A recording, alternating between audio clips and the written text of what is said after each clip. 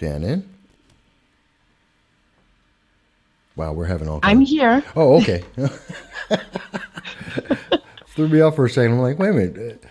The technology was messing with me today. So, all right. So we have you on, and we're very happy to have you here. For those who do not know, Shannon has been with us on the program about 1 month ago, actually, a month and 2 days, when you first announced your interest in running for the mayoral seat for the city of Baltimore.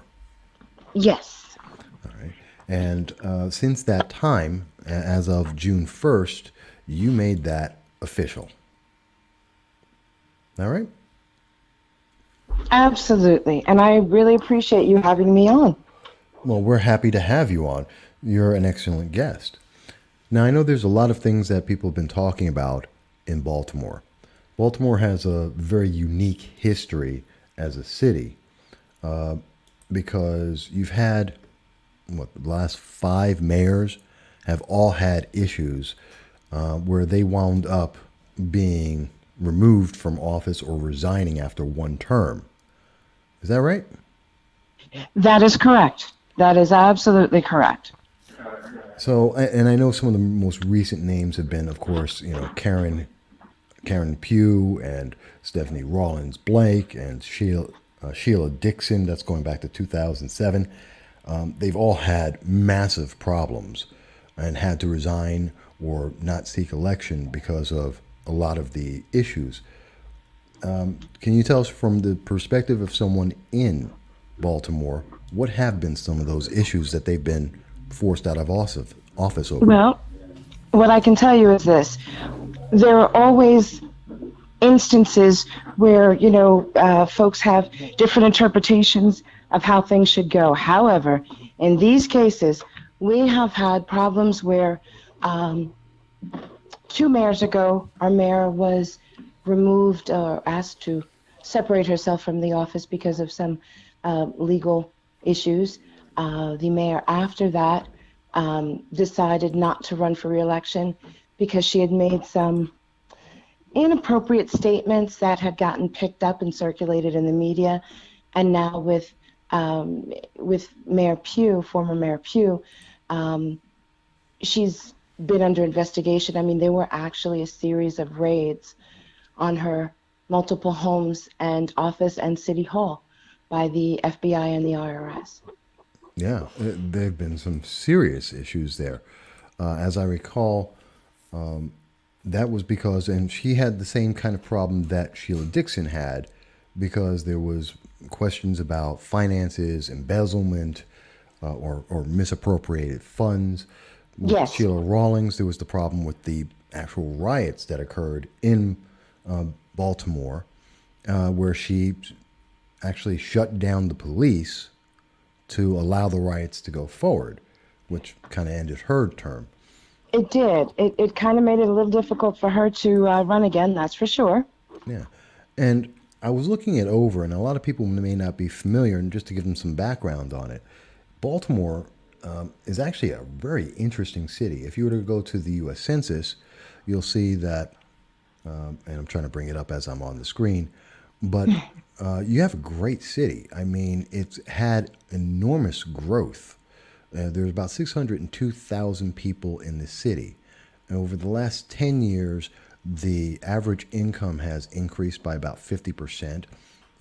The majority of people, the average age is somewhere around 35 to 45 range. You have a huge 62% of the population are black, which is one of the larger cities for minorities. But on the other side of it, you have the fact that your crime is almost off the charts compared to almost every other city in the nation. Oh, I wouldn't say almost. We, Well, we really do have some significant issues with regards to public safety. We've had a higher than normal turnover of those that have been brought in to handle our public safety, and it's a problem that just not hasn't been able to be controlled as of yet. yeah, and that's one of the things I was noticing, and that's obviously one of the big questions that has to be asked.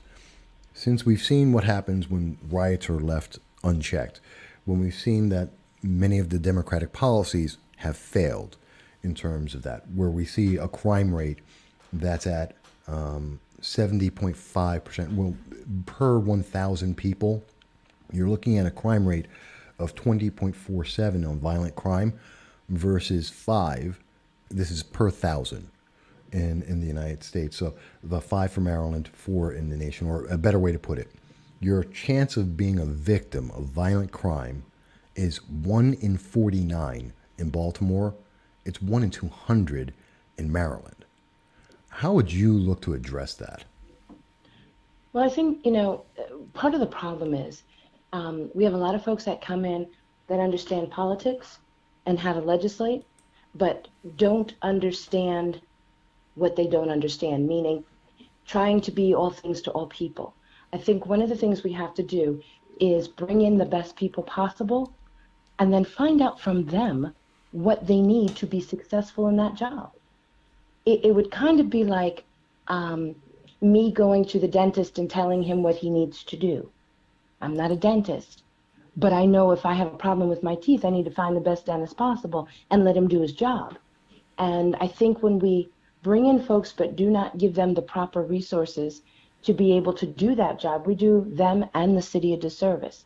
So I think there really has to be some open lines of communication so that the officers, the good officers in this city, can actually express freely what they need to be successful, what it will take for them to be able to turn the trends around with regards to crime, and specifically violent crime in the city of Baltimore. I think if we try to tell them instead of hear from them, they're the ones that are trained to do the job. So I think that's a big part of the solution, is to actually hear what the officers need.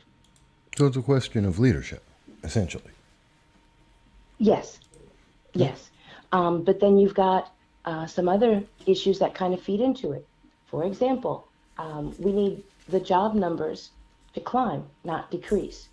We need our schools to get better so that when kids graduate, they have a hope of being able to compete in a global marketplace. There are certain things, certain characteristics of a healthy and thriving and vibrant city you expect to see. And we need to work on those things here in Baltimore City to make Baltimore that bright, thriving city that it can be. Well, actually, I'm looking at some of the numbers directly from Fred, which is the Fed Mm-hmm. charts, and people can look this up, and I have it on the screen right now, and it's showing that in April of this year, the unemployment rate in Baltimore is 4.9%, which is higher than the national average. Unemployment is higher than the national average, and obviously this is a big issue. And while the city has grown, you've had a lot of growth of younger individuals, you've had a higher per capita income grow within the city. Obviously, there's still that gap. How, as mayor, could you possibly look to, or what do you believe may be some of the ways to address that issue? Well, I think we have to make Baltimore a climate that's a welcoming climate for business, specifically small to medium-sized business. Those are the companies that form the gears of that growth engine. So we have to remove red tape where we can and really give them the resources to be able to function and grow, and the incentives to want to come here to do that, so that we can create jobs that are not just, let's just say jobs that fit the growing trends and markets, so that we know we position our city in the best way possible to be able to grow. Well, I know a lot of people, obviously, you're a conservative, you're a Republican. A lot of people may or may not be aware of that. But one of the mantras, one of the things that many Republicans look at are cutting taxes, small government, things like that. Are there specific issues that you can say, well, here's one tactic that's worked in other cities that I would want to duplicate in Baltimore? Well, there are some things, there are parts and pieces, like an a la carte menu, that I think I've seen that have worked in other cities that I'd like to try here in Baltimore. But I think in addition to public safety, which is definitely a top priority, the other area where we really need to focus on is education. Over the years, Baltimore has lost its ability to even create a winning education system. At this current state, um, the Board of Election is appointed half by the governor and half by the mayor. So we haven't had a Republican in both the mayor and the governor together in a long time. So we have not had a Board of Education that has a unified direction in a long time. So I think addressing education from a standpoint that makes sense would be a great place to start. Well, education is a huge thing, and obviously, the more educated people are, we've seen historically, it's almost a direct correlation that the more education a person would have, the more likely they are to not commit crimes, to not go to jail, and to be a more productive citizen and have a better quality of life. That's been very consistent. So it sounds like that's one of your key focuses that you would like to look at. Absolutely. I mean, a good education is almost like a Disney magic wand. When you look at folks that are in lower income brackets, now let me keep this real for a second. Mm-hmm. My mom was 19 and single when I was born. Okay, About the like only mine. thing that kept us from where we were and got us to where we are is education. It Sure. made the difference. So I know for a fact from my own personal experience that education is the only sustainable key to stemming the tide and turning the trends of poverty in our inner cities. And I don't just mean regular old try and push everybody to college kind of education. I mean bringing back trades. I mean recognizing that, as you would say in church, meet people where they are. It's the same thing in school. Give students curriculum and opportunities and advantages that meet their skill sets. So you want to bring back trades. You want to be able to make sure that you prepare students that when they graduate, they really can get a job that will sustain them. So you have to redo the education system if you really want to be able to change the income levels of your students and your citizens and all of that. You got to start there.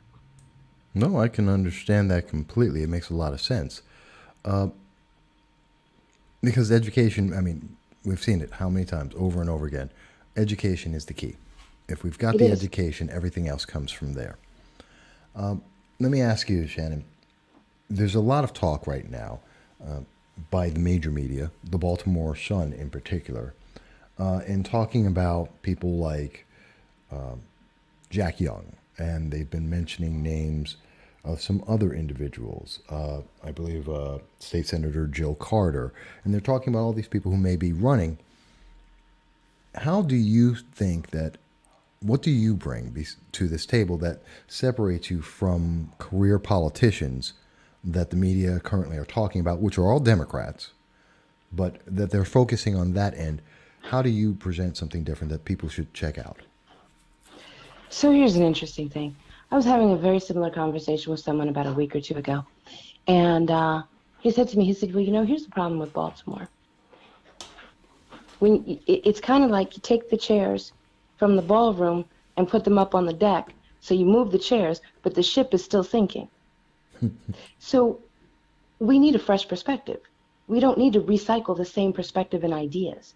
We don't need to recycle the same folks that came up from the same school of thought that clearly has not worked." Well, it definitely hasn't worked. That's true. We've seen that, as I mentioned, just the last three mayors, all of them either resigning or being kicked out of office or not able to run again. We've seen that in the Baltimore riots that have occurred. I mean, these are all facts. It's not a question. So that brings me to ask the question, we know, according to WTOP, I believe that's one of your local organizations, one of the local stations out there, they did a poll Hmm. showing that 76%, this was done on May 8th of 2000, 19. And it shows, then the title of it is Maryland Poll shows Baltimore's scandal-weary voters are ready for a change. And in that article, they're mentioning that something like 76% of residents expected or were tired of former Mayor Pugh. We're looking for a change there. We're seeing that there's been a big momentum to move away from what's been consistent and common in Baltimore. And based on your contact in speaking with people, and you yourself have done a radio show for many years in the morning with your husband Michael. Mm-hmm. What do you hear? What have you heard the public saying? This is what we want.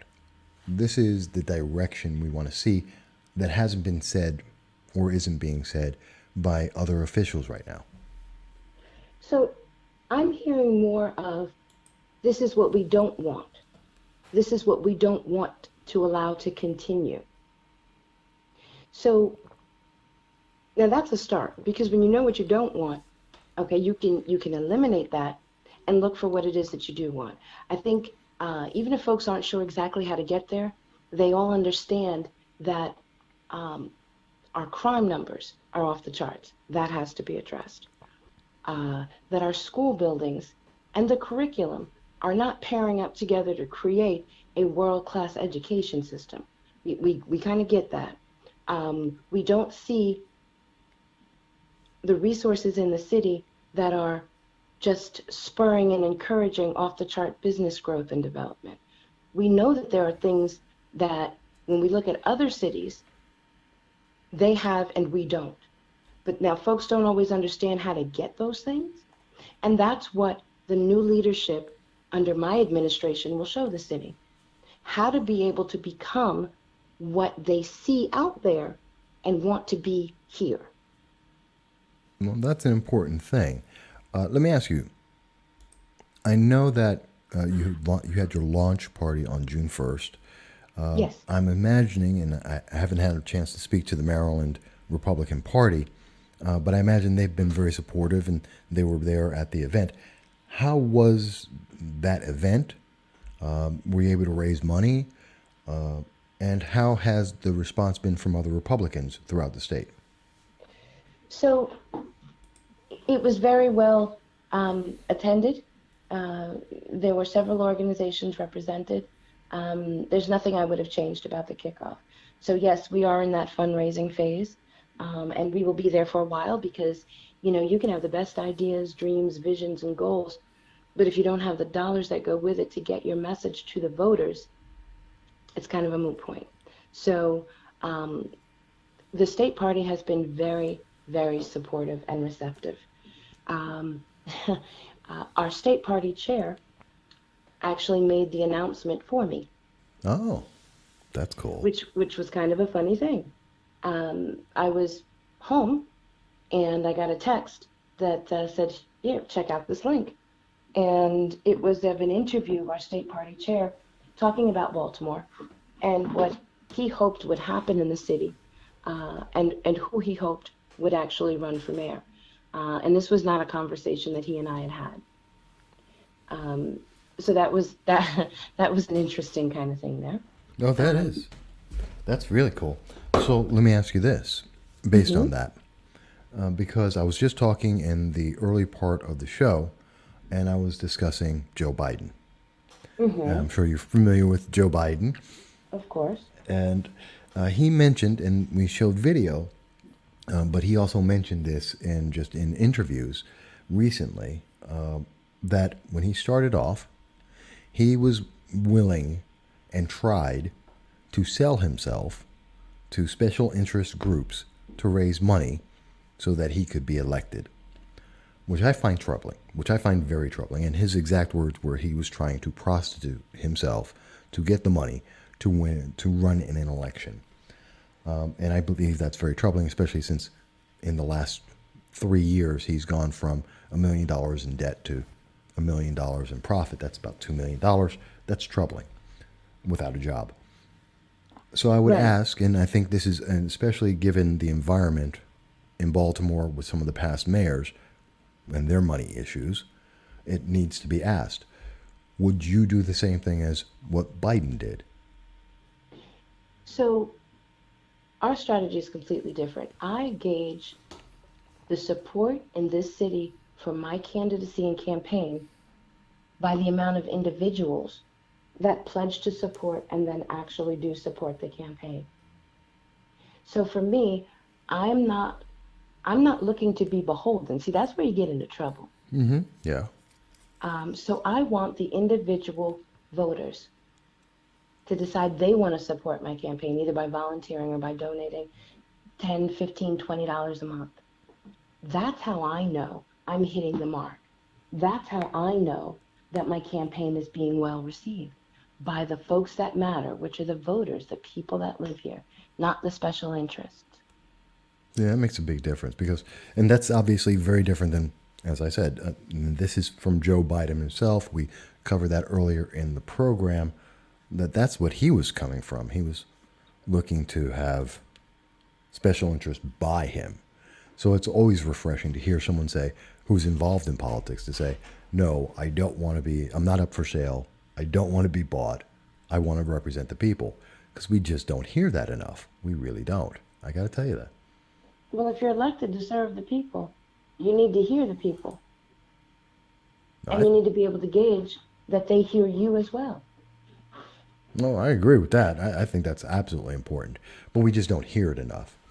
And I'm glad and I'm happy to be able to get that answer from you because I don't think enough organizations mention it.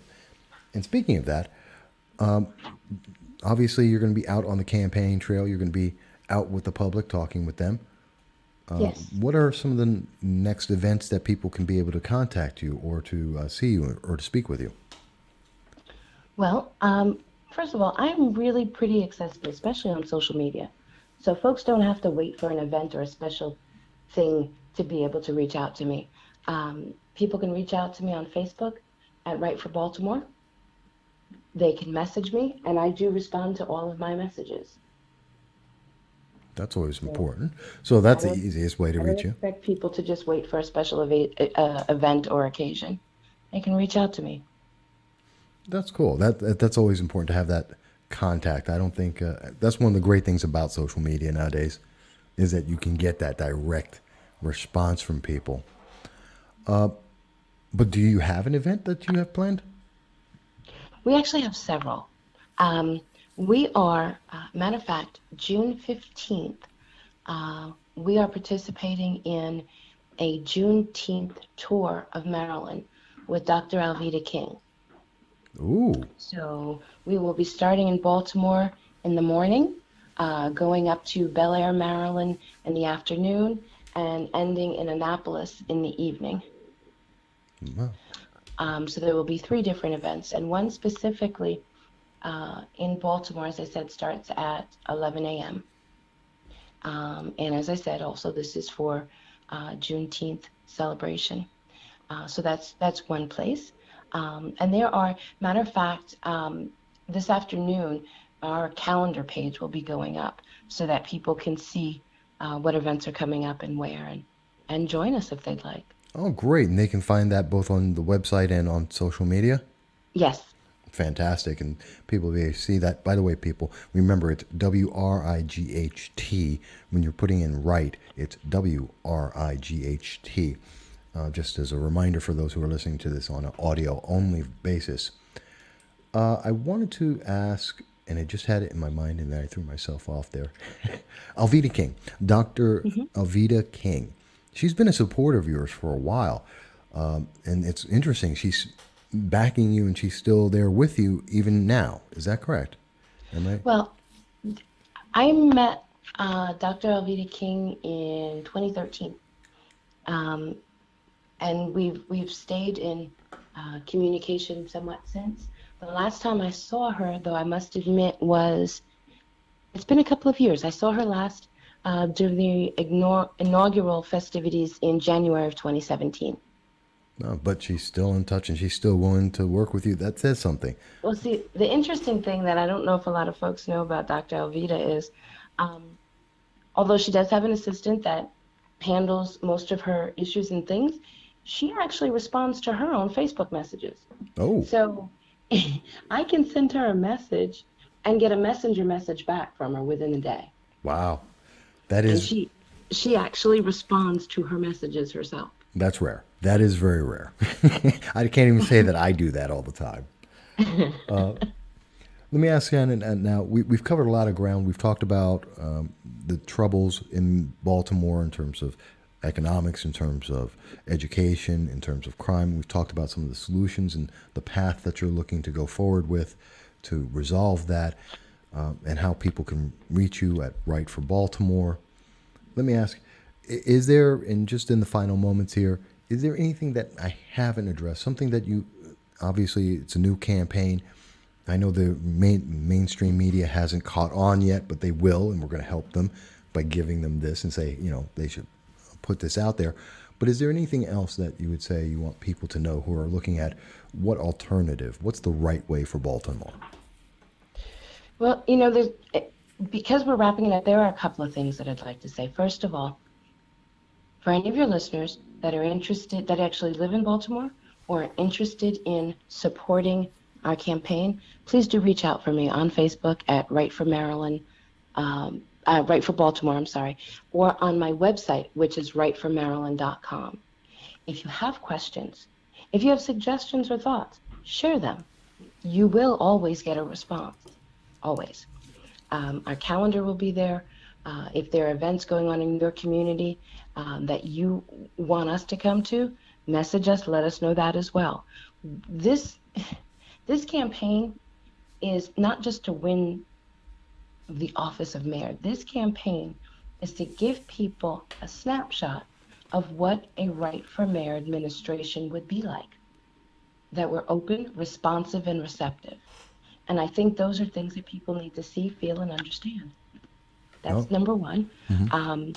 I am very happy to be participating in the Juneteenth celebrations with Dr. Alveda King, but I have to say that in itself was a group effort. And one of the folks that was behind that effort was our Republican National Committee woman, Nicolay Ambrose. And it's being held here in Baltimore. And there are folks, and one of the things I like about Nicolay is all of the folks and the speakers represent diverse backgrounds and experience. In Baltimore right now, to turn the city around, it's really got to be about the policies and how they affect the people and what's best for the people and the families in this city. So I'd like to actually thank Nicolay and Reverend Dean Nelson and Dr. Alveda King for putting Baltimore on their radar. That had nothing to do with me. I will be there, but I want to thank the folks that have reached out and said, we're not going to let Baltimore, fall off the map. We're not going to let that happen. Dr. King's event here in Baltimore City is being put on by the National Center for Women Entrepreneurship, and it's going to be held at Morgan State. And the support that the city of Baltimore is getting is kind of awesome. And I believe that with all of the voters working together and reaching out, we can turn this city around. Oh, I absolutely believe that that's possible. I never give up. Always fight. Always fight the good fight for the good causes. And obviously, just like WTOP had mentioned, Baltimore is ready for a change. That's what the people have been saying. So they're ready for the right path for Baltimore, I believe. And so I think this may you have that opportunity. I want to have you back on. I definitely would love to speak to Alveda King. I know that Reverend Dean Nelson, I've spoken with him before, great individual. Mm-hmm. We've done interviews with him, and he's been doing some great work down in North Carolina. And obviously, you've surrounded yourself with a very strong, powerful group of individuals. I think Absolutely. he's with the Frederick Douglass Institute. Yes. So it's really a great crowd of people. So I'm looking forward to seeing more about this. We're going to obviously be following up. We've already done that once. We're going to continue to do that as the campaign goes forward. It's obviously in the early stages for a 2020 race, but never too early to get out there. Absolutely. So what we'll do is we'll definitely try and get back in touch with you maybe a little bit later in the summer and That follow would be up. great. And I would love that. Thank you. all right.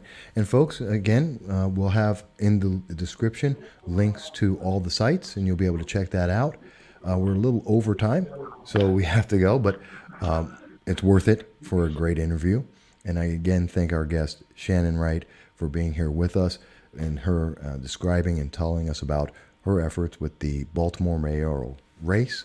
And folks, we look forward to seeing you on Thursday at 1 p.m. or on Saturday at 12 noon right here on No Soundbites Allowed. I'll talk to you again soon.